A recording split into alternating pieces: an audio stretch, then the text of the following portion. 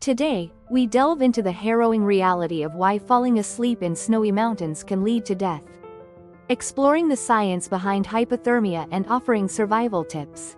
For anyone who enjoys mountain climbing, snowy mountains might be places where fear and awe intermingle.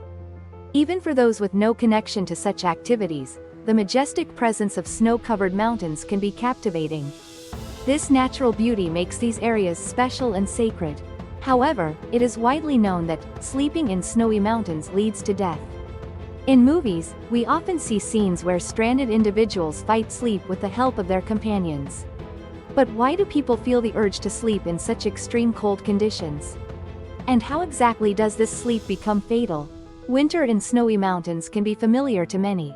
Accidents during mountain climbing are endless, with main causes of death including falls, slips, illnesses, fatigue, and avalanches. Specific to snowy mountains, frostbite and avalanches are common concerns, but this interpretation requires caution. The characteristics of snowy mountains are highly regional in some areas. The leading cause of death might be trauma from falls and slips, while in others, avalanches might be the cause. Therefore, generalization is impossible. Deaths in snowy mountains depend on the individual characteristics of the mountain, with cold-related accidents being a general example. The phrase, "Don't sleep, you'll die," is a well-understood caution for snowy mountain accidents. This can occur in situations like avalanches, slips, and falls, but feeling sleepy due to the cold is a typical symptom of hypothermia. It results from the body's core temperature dropping drastically, leading to a decline in basic bodily functions. Humans are homeothermic animals, with a normal body temperature around 98.6 F-37 When the core temperature, including the organs and brain, drops below 95 F-35 metabolism and nerve transmission are affected, leading to various symptoms, including an uncontrollable urge to sleep. Other symptoms of hypothermia include uncontrollable shivering, decreased metabolic efficiency, hallucinations, auditory disturbances, and arrhythmias. These symptoms might seem unrelated at first glance, making hypothermia an intriguing phenomenon. Why do humans feel sleepy in extreme cold conditions? And what happens to the body, leading to death when someone falls asleep due to the cold? You might have experienced coldness promoting the urge to urinate. This is an unavoidable physiological phenomenon due to kidney function.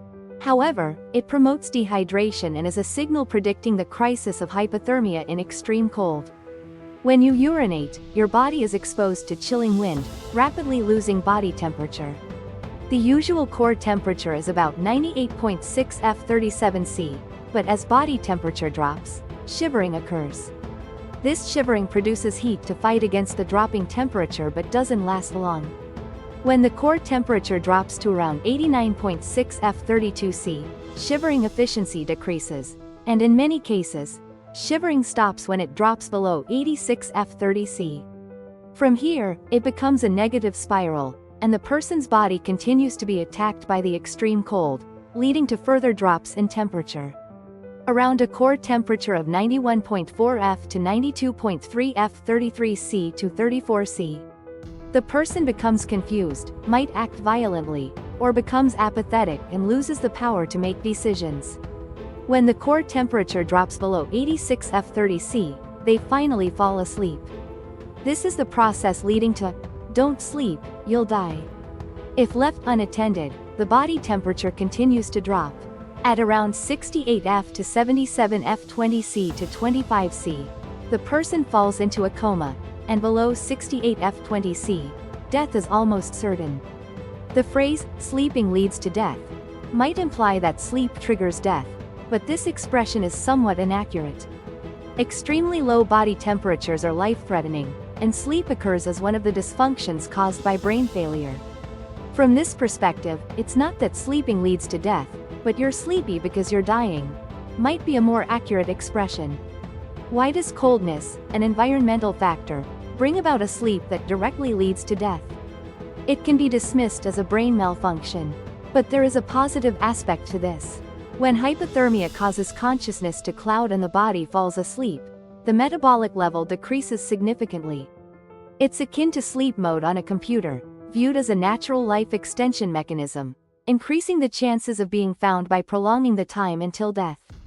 Many reported cases of people stranded in extreme cold regions like snowy mountains survived through subsequent life-saving measures. Of course, falling asleep in a snowy mountain is a double-edged sword, as being immobilized worsens frostbite and increases the danger of being caught in an avalanche. However, in an extreme environment, sleeping and betting on the future might be a rational survival strategy. Finally, let me impart how to handle the situation when you feel sleepy after getting lost in a snowy mountain. First, the sad news: feeling sleepy already indicates a life-threatening crisis. However, simply giving in to sleep is just a gamble, so you should fight it. At this stage, your hypothermia is quite advanced, and you might be experiencing consciousness disorders and body paralysis, making calm judgments and appropriate actions challenging.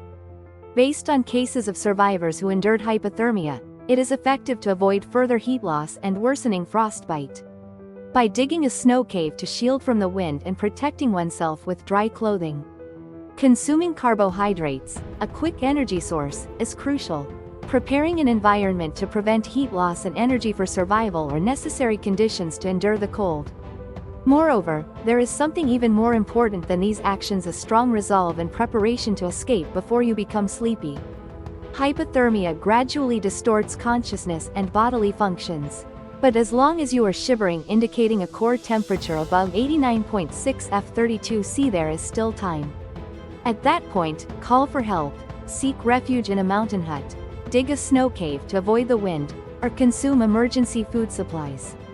Once you decide to visit snowy mountains, inform close ones about your destination and schedule, and ensure this information is filed. Avoid solo climbing and accompany reliable partners.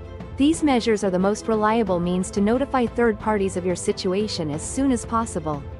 It will be too late once you feel sleepy. Therefore, detect your crisis as early as possible and return while your mind and body are still functioning. That's all for now. Thank you for watching. Don't forget to like, comment, and subscribe for more insightful content. Take care and see you in the next video. Goodbye.